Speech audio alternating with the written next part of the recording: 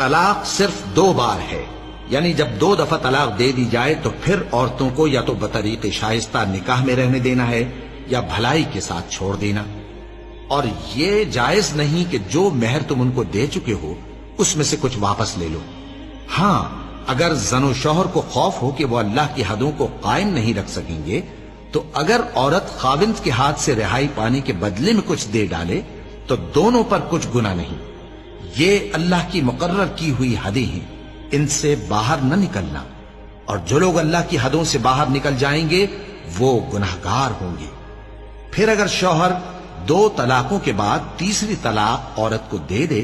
تو اس کے بعد جب تک عورت کسی دوسرے شخص سے نکاح نہ کر لے اس پہلے شوہر پر حلال نہ ہوگی۔ ہاں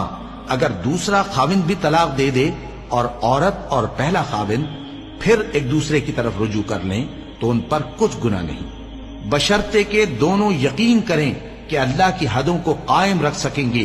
اور یہ اللہ کی حدیں ہیں، ان کو وہ ان لوگوں کے لیے بیان فرماتا ہے جو علم رکھتے ہیں۔